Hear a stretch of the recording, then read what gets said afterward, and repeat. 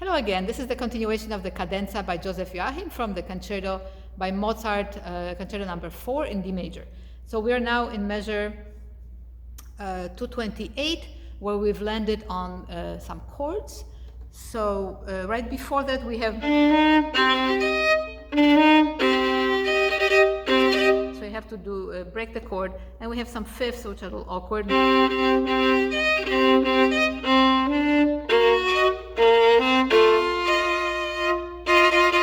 So of course, I'm assuming that you know how to play double stops at this point, but if you have to practice them, practice the left hand alone.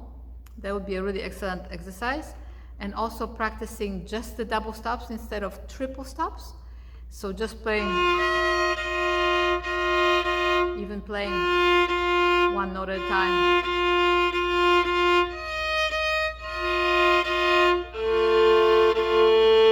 You know, practicing each one individually. But also as double stops. So like in measure 229, for example, you would play the A and the F natural. And then going back to the previous measure, you could go C and G, play each one twice, then go to B flat, G flat, It helps to play those little rhythms in between in measure 228. So finding those two notes, then shift down to first position. Okay, so I would focus on the bottom first, since that's where the melody is throughout the measure 228. Okay, and then of course you've got to be strong with the left hand so you can vibrate on those top notes. Okay, and then measure 229, I start that passage in fourth position, the A with first finger. Then I go to sixth position, 2 and 4. Well, actually I start down bow. Sorry.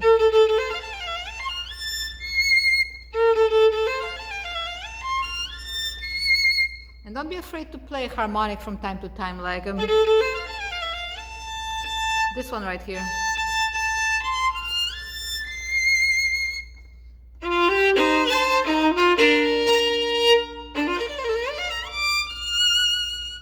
Okay, so we have these little suspended little passages. I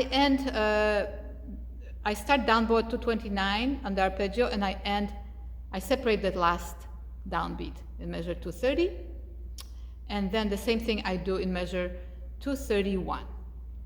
So this is how I do it. So measure 232, I end on an up bow on that F. So again, be aware of what chords you're playing. So in measure 231, can you figure out what chord that is, what key you're in? D, F, B flat, D. So maybe you're aware that when we create a chord or arpeggio, it has to be 2/3, 2 interval of a third twice in a row. So if we have D, F, but is a third, but then F to B is a fourth. So what do? Well, we displace that B flat on top to an octave lower, and then we have the 2/3 in a row. So we have B flat, B flat, D, and F. So now you can see in measure 231, it is a B flat major chord or arpeggio. So you can go back down, and the beginning of that measure 231 has a B flat, D and B flat. So that makes it pretty obvious, right?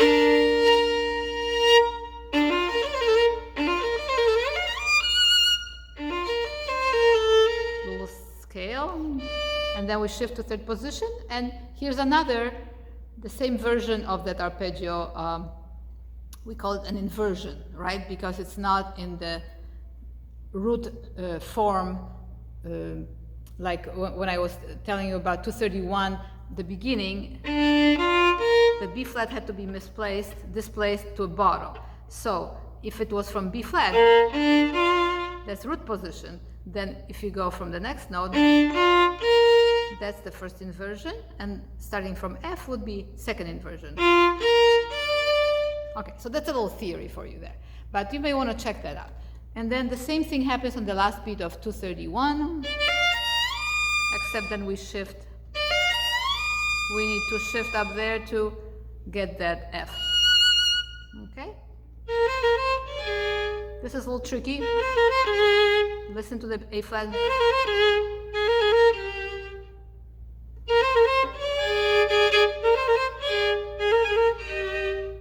So I kind of shape it, da-da-da-da-dum, da-da-da-da-dum. Then we have an additional note. That's harder, but also easier because we have some open strings. So we have, be careful there, F. Now let's see. I like to separate that 16th thumb. So it's a sequence, right? We're going from, sorry, it's still on the A string. So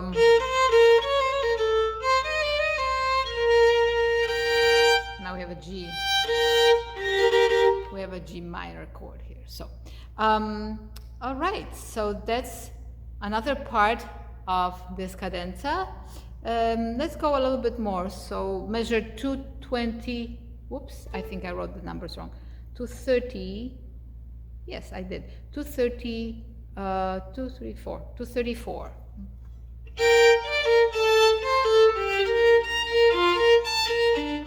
Oops.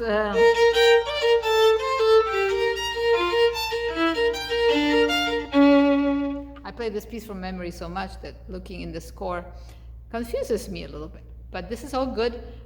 In this edition, I have those arpeggios connected in measure 235, connected starting on third note of each group. So and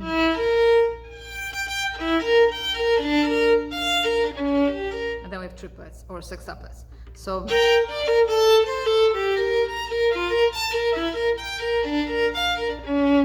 we have these little melodies. That should be first finger. And then we have triplets, sextuplets. So you have to really play these like chords. You have to prepare all the notes. So as much as you can.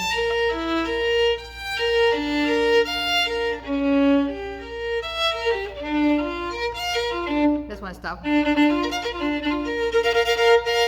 have to squish your fingers a little bit there.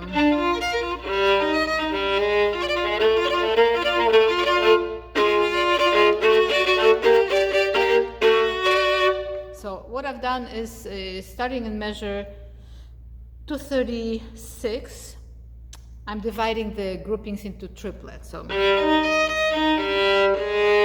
I can emphasize the bass.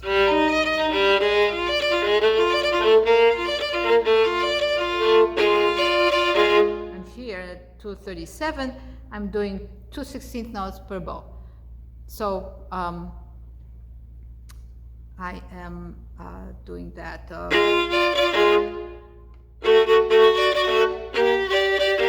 Again, it's helpful to know what chords you're playing. So diminished in measure 237. Then we have second beat. Then third beat, D major. Right? Then G minor. See the G, B flat, D. Then D major.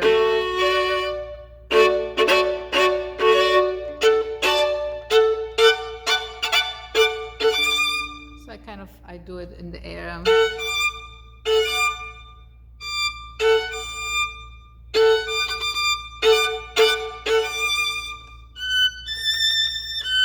Now here I separate.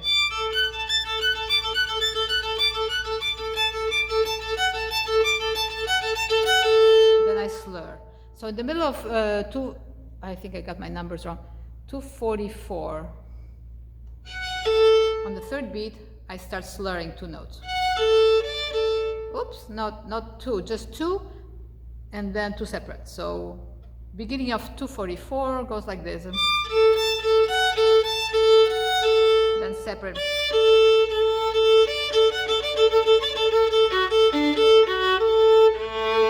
It just works really well for the bow to get to the frog. So one more time let me just make sure I got the numbers right.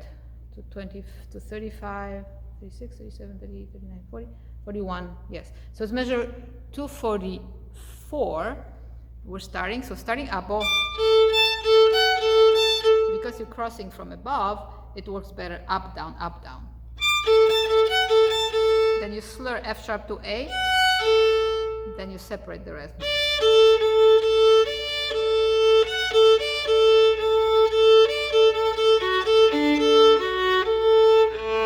So the last A I play 4th finger because you don't want to cross at the end. Okay, and we're almost to the end, so then we hold, then we have this little chromatic passage. I group 2 groups at a time, 2 16-note groups at a time, overlapping to a downbeat. So this is a tie, then this is the 2nd note, and then pick up to 247. So if you can catch that, because then it continues the same way, 2 groups.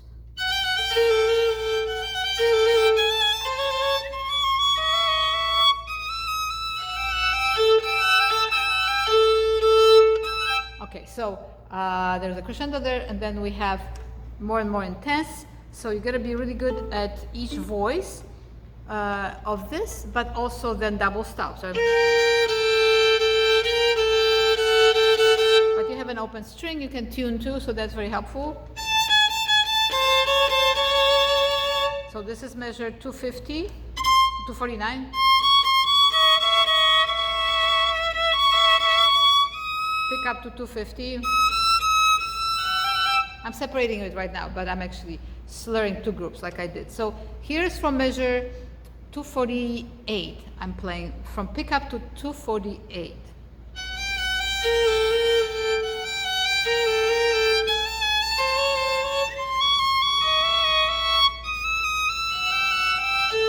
Okay, then we have only 4 notes, and then only 3. I separate.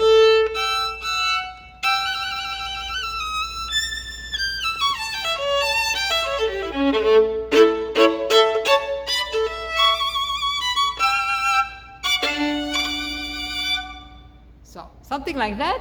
And if you have any questions, let me know. At the end, the chords in 253, I try to have a lot of speed, because there are actually 4 notes there, but they don't always come out as 4-note chords because it's not very realistic. You can. So here I have that first finger, and you can try really play 2 notes after the grace note in measure 254, but it kind of becomes like a grace note, almost like 2 grace notes. And 2 bow. No, I do 1 bow.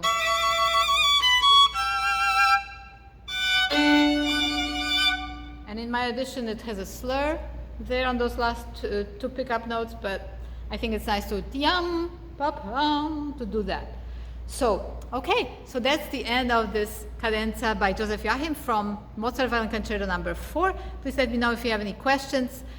This may have been a little bit of a journey, because like I said, I did not look at this music for a while. I know I have the correct bowings and fingerings here, but when you perform it and you get creative, you become creative. So I had to make sure that I was reading it correctly. So please let me know if you have any questions, and please like, share, and subscribe, and visit my other videos. Thank you. Bye-bye.